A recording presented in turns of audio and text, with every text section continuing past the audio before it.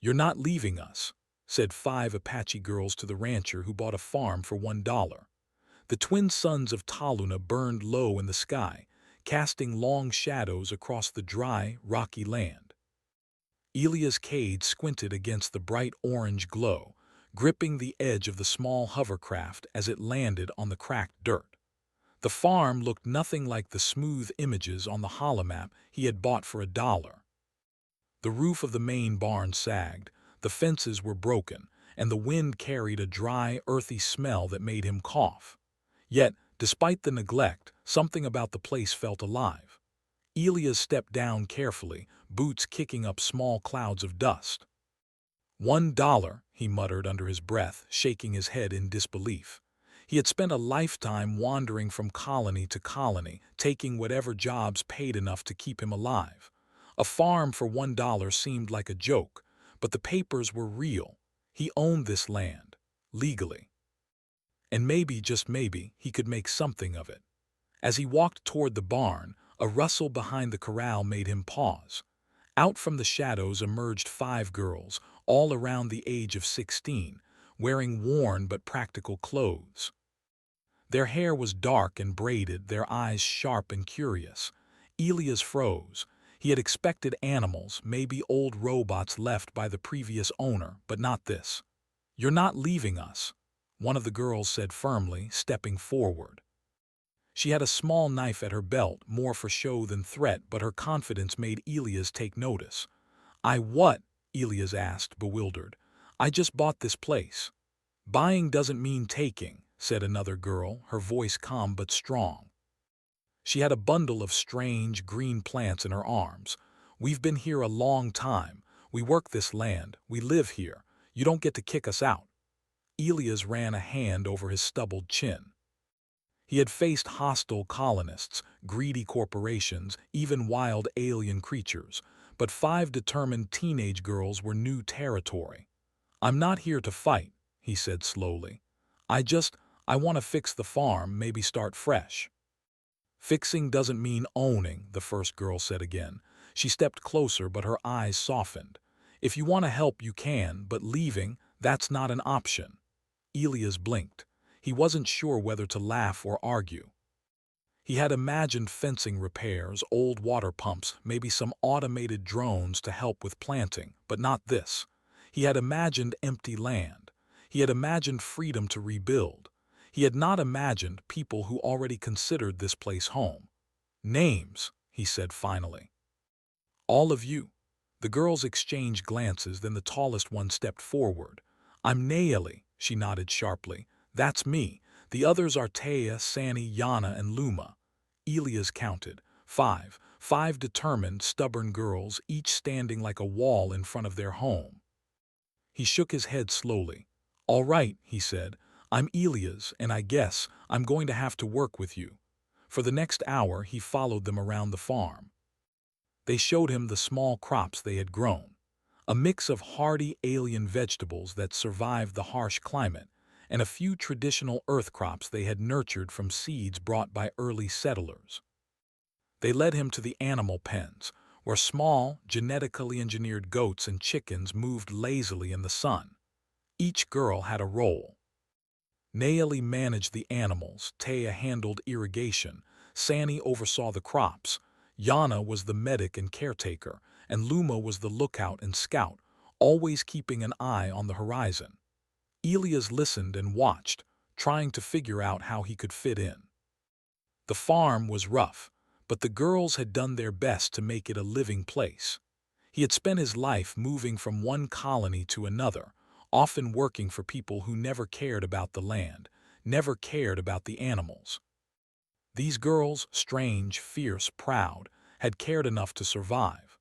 By the time the twin suns sank beneath the horizon, painting the sky in shades of purple and gold, Elias had made a decision. He could demand the land and risk fighting the girls, or he could learn from them. He didn't want to fight. He wanted a home. Maybe, he thought, the girls and he could make one together. As night fell, the temperature dropped sharply. Elias, not used to the cold desert nights, wrapped his coat tighter and watched the girls prepare a small fire.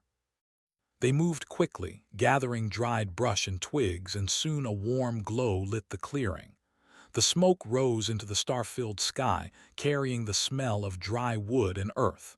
"You can stay the night," Naeli said, handing him a blanket. "But you cook tomorrow." Elias laughed, shaking his head. "Fair enough, but don't think I'm here to be your servant." "We don't want servants," she replied, smiling faintly. "We want someone who can help." Dinner was a simple affair: roasted alien roots, fresh goat cheese, and a few dried fruits. Elias noticed how they shared everything equally, never taking more than their share, and always making sure no one went hungry. It was a simple life, but it was a life of respect, teamwork, and hard work. He could see why they didn't want to leave, why they had survived this harsh land when others had failed. After dinner, they sat around the fire telling stories.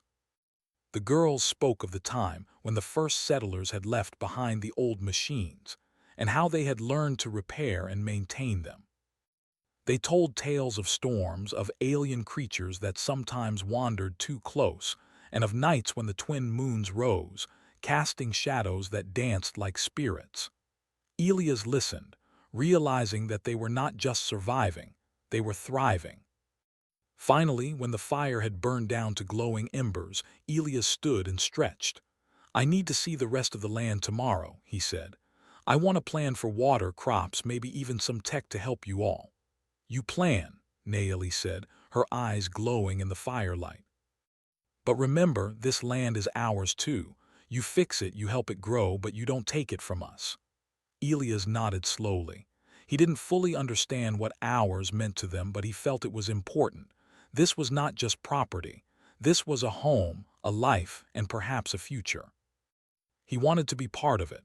That night, as he lay under the stars in a small, worn-out tent the girls had given him, Elias thought about how strange life could be.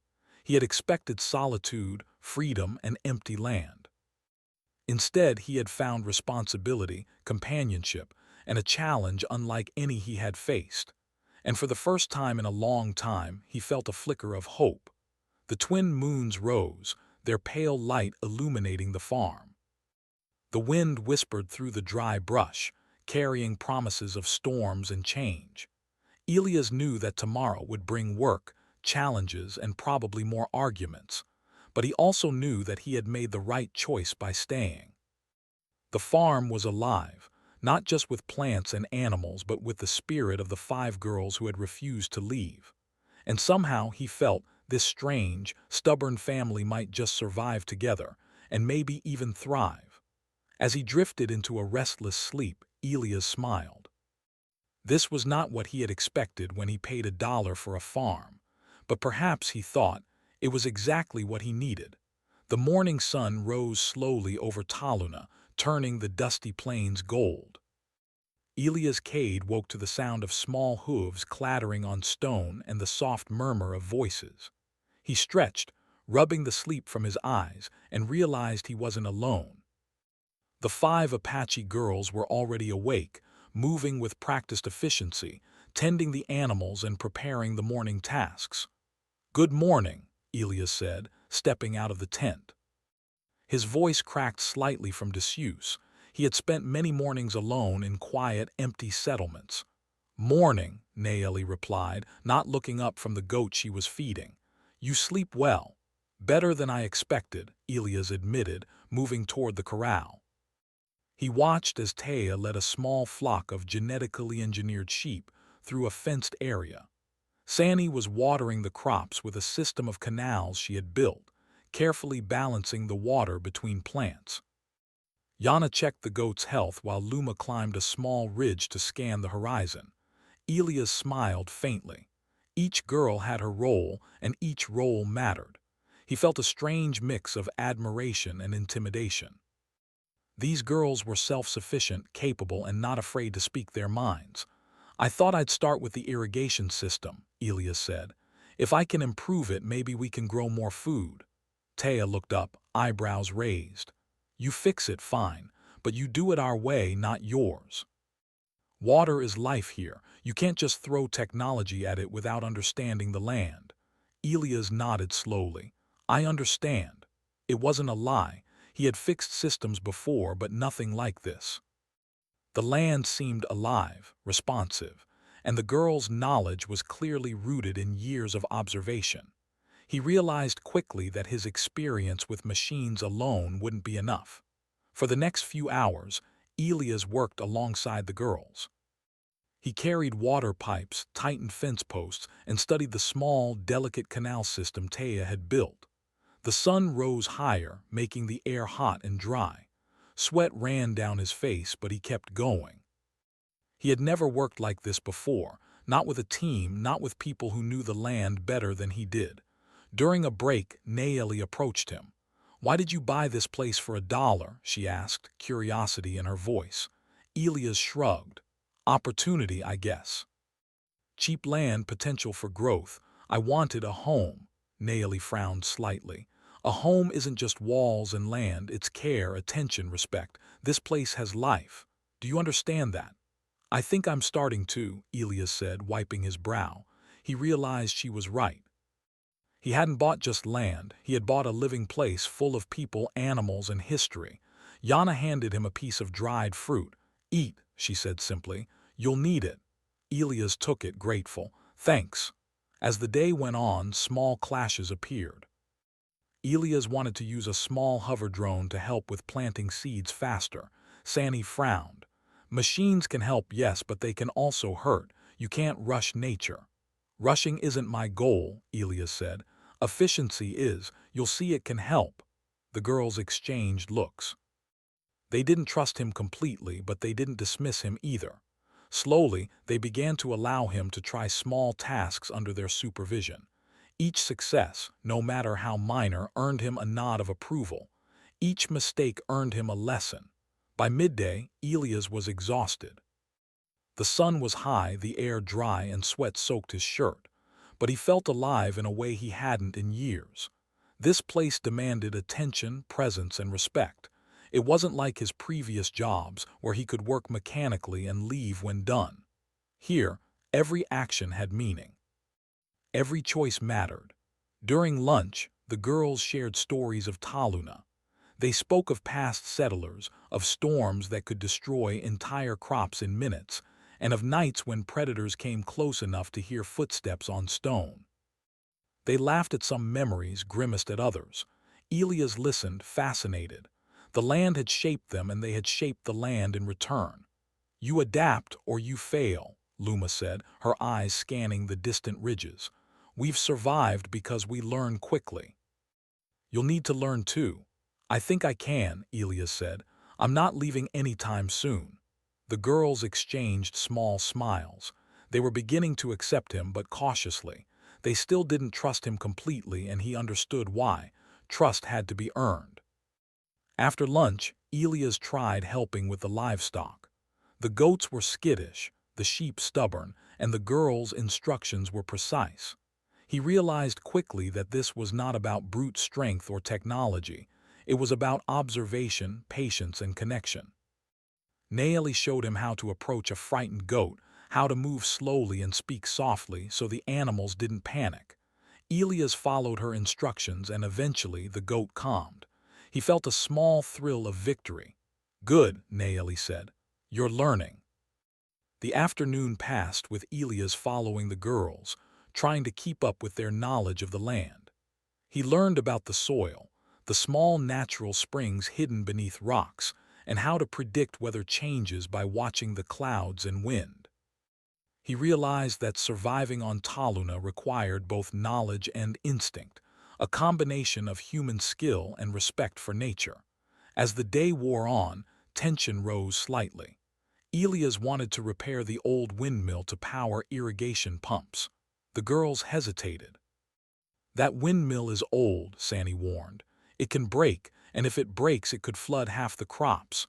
Elias nodded. "I understand, I'll be careful. I want to learn before I fix anything." With their guidance, he climbed the wooden structure, tools in hand, studying the mechanism.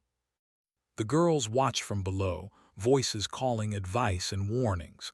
It was a delicate balance, but together, they managed to make small repairs without damage. Elias felt a quiet satisfaction. He was starting to belong. As the suns began to sink in the sky, casting long shadows over the farm, Elias and the girls gathered water from the nearby well. Their hands worked together, carrying buckets, refilling containers, and setting up for the night. The work was hard, but there was laughter too. Small jokes, teasing, and shared smiles began to bridge the gap between the grizzled rancher and the five determined girls. That evening, around the fire, Elias realized something important. The girls were proud, stubborn, and capable, but they were also kind, loyal, and wise beyond their years. He had expected conflict, but instead he found guidance and companionship. They were not obstacles, they were partners. And he knew that any future he built on this land would depend on earning their trust fully. "You're different," Naomi said quietly as they watched the stars appear one by one. "You don't just want the land, you want to understand it. That matters." Elias smiled faintly. "I didn't think I'd find anyone like you all. I didn't think I'd care about a place this much, but I do. I think I could even call it home." The girls glanced at each other. No one said anything immediately. Slowly, Sandy nodded. "Home is more than land, it's care. And maybe you can be part of it." The fire crackled, and the warm orange glow highlighted their faces. The wind whispered through the dry grass, carrying the smell of soil and smoke. For the first time, Elias felt he wasn't alone. He knew challenges awaited, storms, scarcity, and maybe more outsiders. But for now, he was exactly where he needed to be. The farm, the girls, and the land of Taluna had accepted him, cautiously but genuinely. And he, in return, was ready to embrace the responsibility, the learning, and the life that came with it. As night deepened and the twin moons rose over the horizon, Elias lay back on a mat near the fire. The stars shone brightly, scattered like diamonds across the sky. He thought of the days to come, of work and lessons, successes and failures. And he realized that this place, this life, was shaping him just as much as he hoped to shape it. Tomorrow, they would continue building, planting, and learning together. And maybe, just maybe, they would prove that humans, alone or in small communities, could thrive anywhere, even on a harsh, distant world. Elias closed his eyes, the sounds of the farm and the girls, quiet movements lulling him into a restful sleep. For the first time in a long time, he felt hope. This land, these people, this strange mix of stubborn independence and quiet strength, they were the future, and he would stand with them. The morning sun rose over the farm, casting a golden glow across Taluna's dusty plains. Elias Cade stretched and rubbed the sleep from his eyes, ready to begin another day of hard work. The farm was slowly taking shape, but he knew there was much to do. Pipes needed fixing, fences mended, and crops carefully tended. But as he stepped outside, he noticed something unusual, a thin wisp of smoke rising in the distance beyond the ridge. He squinted against the sunlight, his heart tightening. Taluna was sparsely populated, and smoke was rarely a casual sign. Elias decided to investigate, taking his old binoculars from his pack. He scanned the horizon, trying to determine the source. It was moving, small figures on hoverboards carrying containers. Raiders. He ran back to the farm, breathless. Girls, raiders, on the ridge. The 5 Apache girls appeared almost instantly, their eyes sharp and alert. Nayeli was the first to respond. "How many?" she asked, already moving toward the observation post. 5 or 6, maybe more," Elias replied. "They're armed and carrying containers. They might be after the land or the crops or the livestock." Taya's eyes narrowed. "They've come for the resources," she said. "Rare minerals, water, or our livestock. Raiders don't come for friendship." Sandy stepped forward, her voice calm but firm. "We need a plan. The farm is defenseless if we do nothing. We can't outrun them in the open plains." Luma climbed the ridge, scanning with her binoculars. "They're moving fast," she said. "They'll be here in an hour. We have time to prepare traps and defenses, but we need to work together." Elias felt a surge of adrenaline. This was no longer just about land or crops. Their survival was at stake. He looked at the girls, noting the determination in their eyes. "All right," he said. "We'll do it your way, but I can help with technology. We can set automated turrets, motion sensors, and traps. They won't see it coming." Naomi nodded. "Fine, but you follow our rules. Any mistake and the farm could be destroyed." For the next hour, the farm buzzed with activity. The girls ran from fence to fence, positioning themselves strategically, while Elias set up small automated devices he had brought from his previous travels. He installed motion sensors, small protective drones, and concealed alarm systems. Each girl contributed, adjusting plans as they worked, correcting Elias when he miscalculated distances or angles. The sun climbed higher, and the heat became oppressive, but no one complained. They worked tirelessly, knowing that every moment counted. The air was filled with tension, punctuated by occasional instructions and the metallic clinks of tools. Finally, they paused. The farm was fortified, not with walls or heavy armor, but with ingenuity, strategy, and teamwork. Traps were concealed under brush, and alarms were set to alert them of any movement near the livestock pens. The girls had turned the farm into a living defense system, blending nature with technology. "Good," Naomi said, surveying the preparations. "We're ready. But we need to stay alert. Raiders are unpredictable, they'll test us." Elias nodded, feeling a mix of pride and anxiety. This was the first real test of their teamwork, and he hoped it would be enough. Hours passed slowly. The wind shifted, carrying the faint sound of engines and distant chatter. The girls moved like shadows, blending with the landscape, their eyes scanning every ridge and valley. Elias followed their lead, hiding behind rocks, listening and waiting for the right moment. Then a shout echoed across the plains. "There, the farm! Move in!" The raiders were approaching faster than expected, their hoverboards kicking up clouds of dust. They were armed with small energy weapons and carrying containers meant for hauling valuable resources. Elias' heart pounded. This was no longer a drill, it was real. Naomi signaled and the girls sprang into action. Luma led the raiders toward a concealed trap where wires connected to automated nets and small explosive charges. The net shot up, entangling one of the raiders and sending him crashing into the ground. Taya and Sani managed the livestock, guiding the goats and sheep into safe pens away from the attackers. Yana attended to minor injuries and readied medicinal supplies. Elias activated a small turret he had concealed behind the barn. It emitted a bright light and a loud warning sound, disorienting the raiders. Sparks flew as the attackers tried to dismantle it, giving the girls precious seconds to act. The raiders were clever, but the girls' knowledge of the land was superior. They led them into narrow paths between rocks, where the raiders' hoverboards had difficulty maneuvering. Elias directed additional drones, creating barriers that forced the raiders to slow down.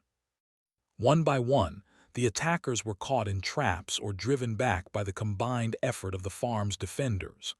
During the chaos, Elias realized something important. These girls were fearless. They faced danger not because they had no fear, but because they had trained themselves to act despite it. Naomi moved with precision, giving instructions that were followed instantly. Taya's sharp mind anticipated every move the raiders made. Sani's calm focus ensured the crops and animals remained safe. Yana provided support and care, while Luma scouted and guided. Elias felt a surge of admiration.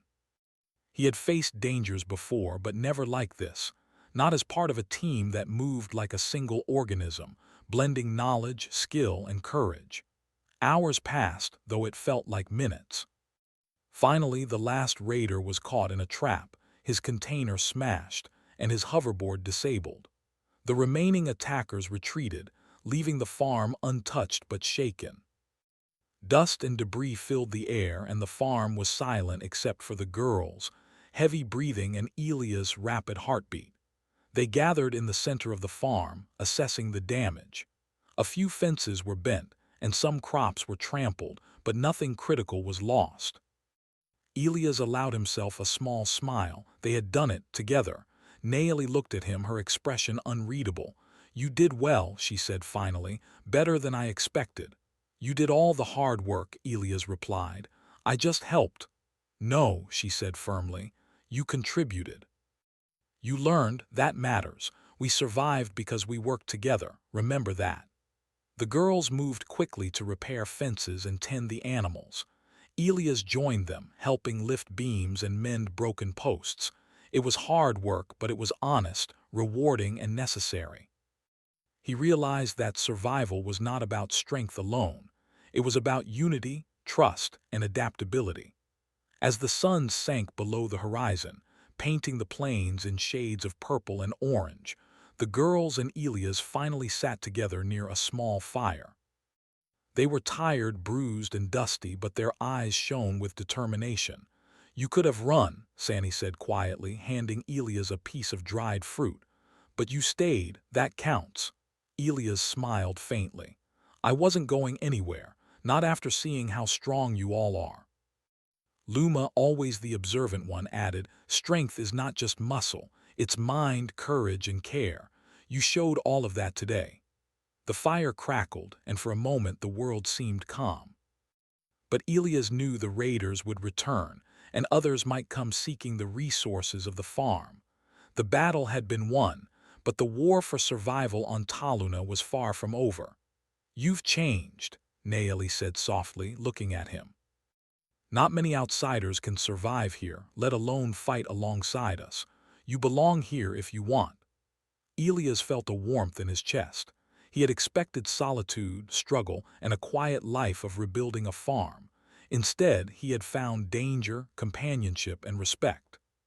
He knew he had a place among these 5 remarkable girls, and for the first time in his life, he felt truly connected to something meaningful. "Then I guess I belong," he said quietly, "with all of you, with this land." The girls exchanged small smiles, and for the first time, the tension between them eased. They had faced danger together, and the bonds formed in battle were stronger than any words could express. As night fell, Elias looked up at the twin moons rising over the ridge. The farm was quiet, safe for now, but he knew they had to stay vigilant. Survival on Taluna required courage, knowledge, and unity. And for the first time, Elias felt he had all 3, because he had the girls by his side. He lay down near the fire, exhaustion washing over him. The wind whispered through the plains, carrying the scent of earth, smoke, and life. The farm, once silent and forgotten, now hummed with purpose. And Elias understood fully that the future of this land and their survival depended on working together. He closed his eyes, listening to the steady breathing of the girls and the distant rustle of livestock. The day had been hard, terrifying even, but it had proven one thing: humans could thrive even on a harsh, distant world, not alone but together. Tomorrow would bring repairs, lessons, and new challenges. But tonight, they had survived. And survival, Elias realized, was the first step toward building something lasting. The morning sun rose over the plains of Taluna, casting long shadows across the farm. Elias Cade awoke to the sound of movement and the low murmur of the 5 Apache girls. Today would be the day, they all knew it. The raiders had returned. They had learned from their last attack, and this time they came in larger numbers, faster and more determined. Elias dressed quickly, strapping on his tools and weapons, both old and improvised. He could feel the tension in the air, thick as dust. The girls moved like shadows, silent but purposeful. Naomi's sharp eyes scanned the horizon. Taya checked the irrigation canals for sabotage. Sani inspected the crops and prepared supplies. Yana tended to the animals, and Luma climbed the ridge to watch for the first sign of movement. "They're coming," Luma called from above, her voice sharp. "Too many to run, we have to fight smart." Elias nodded. "We do this together, no mistakes." The raiders appeared first as dots on the horizon, slowly becoming clearer, armed, confident, and cruel. Their hoverboards kicked up clouds of dust and their energy weapons glinted in the sunlight. Elias felt his heart pound. He had faced dangers before, but never with stakes this high, not just his life, but the lives of the girls and the farm itself. "Positions," Naeli commanded. The girls and Elias moved swiftly, each to their assigned place.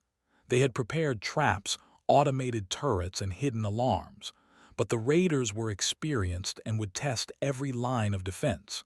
The first raider approached the outer fence. A wire trigger set off a small net, entangling his hoverboard and sending him crashing into the dry earth. Elias fired a small warning shot, not to kill, but to disorient. Sparks flew, and the raider shouted in surprise. The other raiders scattered, some moving to flank, others trying to dismantle the traps. But the girls were ready. Taya had rigged small automated drones to sweep the area, emitting blinding flashes and loud alarms that confused the attackers. Sani moved quickly, directing Elias to adjust the water canals, creating slippery surfaces that made the raiders' hoverboards hard to control. Elias marveled at their coordination. Every girl knew exactly what to do. Every action was precise, thought out, and deadly effective in its simplicity. The raiders tried to regroup, sending one of their own to attack from behind the barn. But Luma, perched on the ridge, saw him first. "He's coming from the west," she shouted. Elias spun and activated a small turret, cutting off the raiders' approach. Naeli moved in to confront him directly, using her agility to disarm and incapacitate him without serious injury. The battle intensified. Dust swirled around the farm, mixing with smoke from small explosions and sparks from the automated defenses. The girls moved like a single unit, communicating with gestures, shouts, and subtle signals. Elias followed their lead, trusting their instincts over his own experience. He realized that surviving here required humility, the willingness to learn, and complete trust in those around him. The raiders, though skilled, were not prepared for the ingenuity of the farm's defenders. Traps triggered unexpectedly, canals redirected water to create barriers, and automated devices disoriented and captured many of the attackers. One by one, the raiders were forced back, their confidence waning. During a brief lull, Elias caught his breath and assessed the situation. They had managed to drive the raiders toward the northern ridge, where a final trap awaited. It was a combination of nets, makeshift barriers, and a small explosive charge designed to immobilize without serious harm. "Everyone ready?" Naeli asked, her voice steady but tense. Elias nodded. "Ready." The raiders charged, thinking they had the upper hand. But as they stepped into the trap zone, the mechanisms activated. Nets shot up, tangling hoverboards and limbs. The small charges exploded with a controlled force, knocking raiders off balance. Elias and the girls moved in swiftly, rounding up the remaining attackers. One by one, the raiders surrendered, realizing they had underestimated the farm's defenders. Elias felt a rush of relief and exhilaration. They had done it. They had stood their ground and protected everything they cared about. But he also knew this victory came at a cost. Some fences were broken, crops trampled, and the animals were stressed. They had survived, but the work was not over. Naeli approached Elias, her expression a mix of pride and exhaustion. "You did well," she said. "Better than I expected." "You did most of the work," Elias replied. "I just tried to help." "No," Naeli said firmly. "You contributed, you learned. That counts. We survived because we worked together. Remember that." The girls moved quickly to repair fences, tend the animals, and assess the damage. Elias joined them, lifting beams, tying ropes, and helping wherever he could. The work was hard, but it was meaningful. Every repaired fence, every secured animal, and every replanted crop was a step toward resilience. As the sun sank below the horizon, painting the plains in shades of purple and gold, the farm finally fell quiet. The raiders had retreated, defeated but not destroyed. Elias and the girls gathered near the fire, exhausted but victorious. "You could have run," Sandy said quietly, handing Elias a piece of dried fruit. "But you stayed, that counts." Elias smiled faintly. "I wasn't going anywhere, not after seeing how strong you all are." Luma added, "Strength is not just muscle, it's mind, courage, and care. You showed all of that today." The fire crackled, and for a moment the world seemed calm. But Elias knew the raiders would return, and others might come seeking the resources of the farm. The battle had been won, but the war for survival on Taluna was far from over. "You've changed," Naeli said softly, looking at him.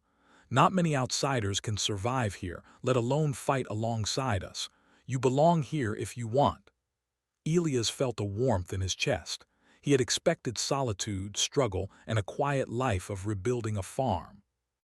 Instead, he had found danger, companionship, and respect. He knew he had a place among these 5 remarkable girls, and for the first time in his life, he felt truly connected to something meaningful. "Then I guess I belong," he said quietly, "with all of you, with this land."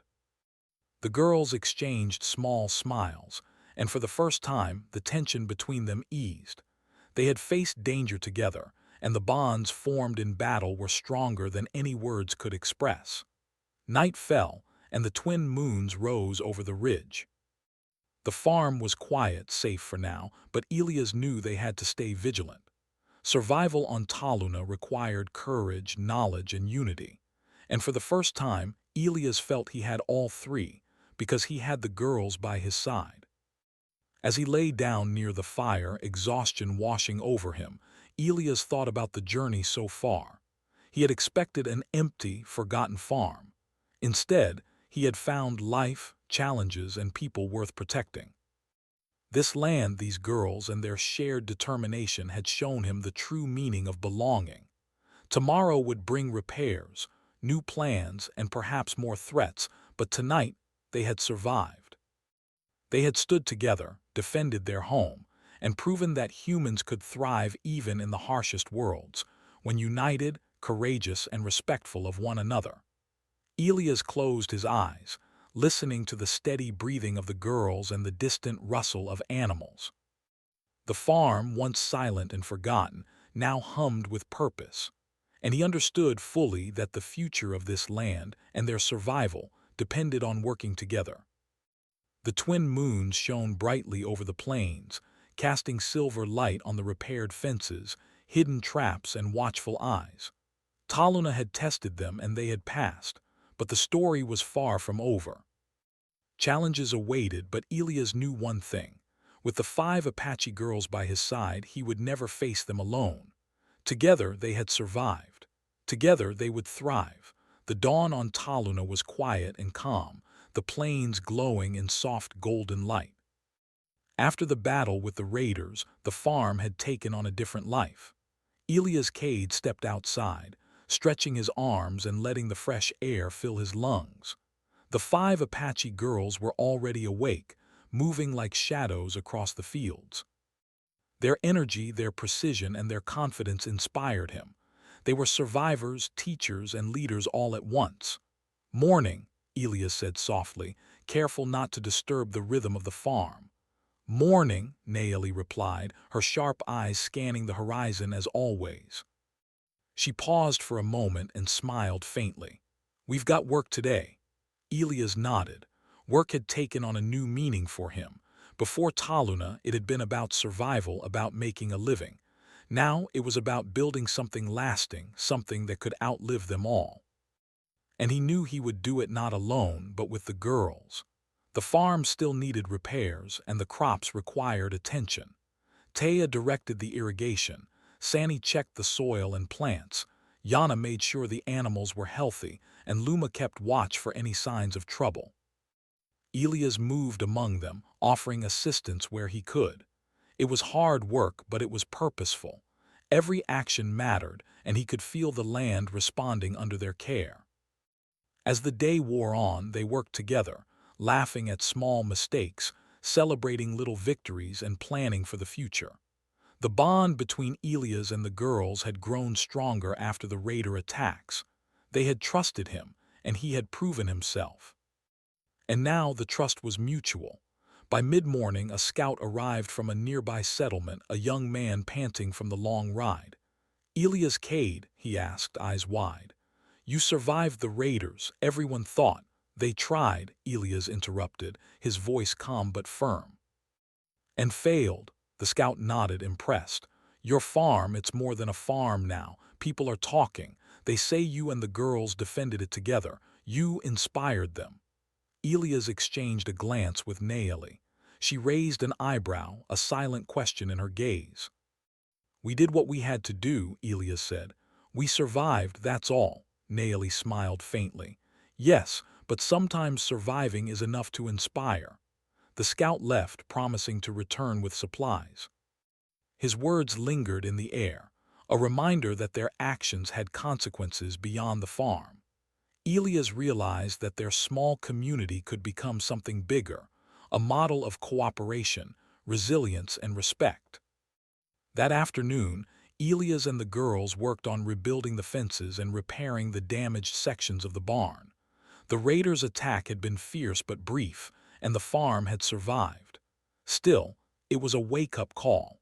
They could not rely solely on traps and quick thinking. They needed infrastructure, organization, and a plan for long-term safety. "Technology can help," Elias said, as he adjusted a water pump. "We can reinforce the fences, install automated systems, and create shelters for the animals. It won't be perfect, but it'll give us an edge." Sandy studied him for a moment, then nodded. "We will work together, but the land comes first. Any tech must respect it, otherwise we fail." Elias smiled. "Agreed." The day passed in a blur of work, ideas, and learning. The girls taught Elias their techniques, showing him how to predict the weather, how to communicate silently through gestures, and how to read subtle signs in the plants and animals. In return, Elias shared what he knew about machinery, energy systems, and automated defenses. Slowly, the farm began to transform. It was still small, still fragile, but it was alive in a new way, organized, defended, and thriving under careful guidance. As evening approached, the 5 girls and Elias sat around a fire, their faces glowing in the twilight. The work had been exhausting, but there was a quiet satisfaction in their eyes. They had survived raiders, repaired the farm, and planned for a future that felt uncertain but promising. "You've changed," Naeli said softly, her eyes reflecting the firelight. "When you arrived, you thought this was just land. Now it's more, and so are you." Elias looked at her, a mixture of humility and pride in his expression. "I've learned a lot from all of you. I understand now that home isn't just walls or fences. It's care, respect, and trust. And that's what this farm and you have given me." Luma, ever observant, added quietly, "And you've given something back.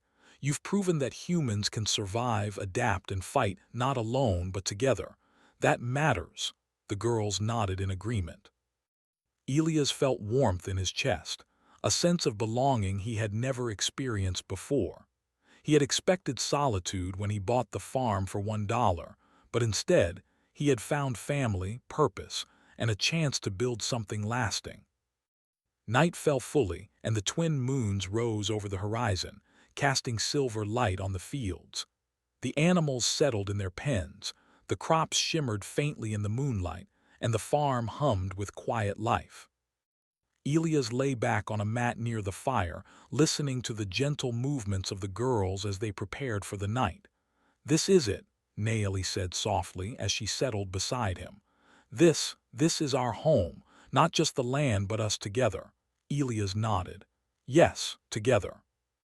In the following weeks, the farm continued to grow. Elias and the girls repaired old structures, expanded the irrigation system, and planted new crops suited to the harsh Taluna climate. They built shelters for the animals, reinforced the fences, and integrated technology carefully, always respecting the natural flow of the land. Word of their success spread, and nearby settlers began to visit, seeking advice and guidance. Elias and the girls shared what they had learned, teaching others how to survive and thrive in harmony with the land. One afternoon, a small group of settlers arrived, curious and cautious. Elias greeted them, introducing them to the girls. "This is Nayeli, Taya, Sani, Yana, and Luma. They've taught me more about this land than I could ever learn alone, and together we've built something that can last." The settlers watched as the girls demonstrated planting techniques, animal care, and subtle methods of observing the land for changes in weather. They were impressed by the girls' skill, intelligence, and confidence. Slowly, a community began to form, a network of humans working together, sharing knowledge and respecting the land they depended on. Elias realized that this was what humanity could be at its best: resilient, resourceful, and united. The farm was no longer just a home for 5 girls and a rancher. It had become a model for how humans could thrive on harsh, distant worlds. As weeks turned into months, the farm flourished. Crops yielded more than ever before, the animals thrived, and the automated systems integrated smoothly with the natural environment. Elias and the girls had learned to anticipate problems, solve conflicts, and plan for challenges. Their bond grew stronger, rooted in trust, respect, and shared experiences. One evening, as the sun set behind the distant ridges, Elias stood with Nayeli, looking out over the fields. The twins' moons rose slowly, casting a soft silver glow over the farm. "We've come far," Elias said quietly. "Yes," Nayeli replied. "But there is always more to learn, more to protect, more to build. That's the way of life here." Elias smiled. "Then we'll keep building together." The girls joined them, one by one, standing silently as they watched the moons rise. Each of them carried the pride of survival, the joy of companionship, and the quiet knowledge that they had created something extraordinary. Elias felt a deep sense of peace. He had expected an empty farm, solitude, and perhaps a small chance at rebuilding. Instead, he had found purpose, friendship, and a community built on courage, knowledge, and respect. The farm had survived raiders, harsh climates, and the uncertainty of the frontier. And more importantly, the people who called it home had thrived. That night, the 5 girls and Elias sat around the fire, sharing stories, laughter, and plans for the future.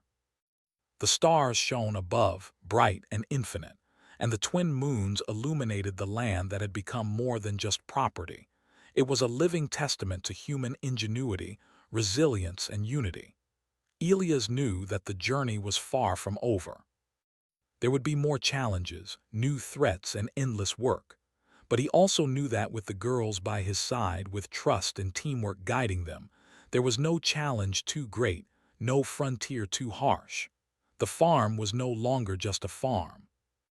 It was a home, a sanctuary, and a beacon of hope. And as Elias closed his eyes beneath the twin moons of Taluna, he knew that they had not only survived, they had truly begun to thrive. For the first time in his life, he felt complete. Together, they had carved a new frontier. Together, they would face whatever came next. And together, humanity's spirit had been proven alive, strong, and unbreakable.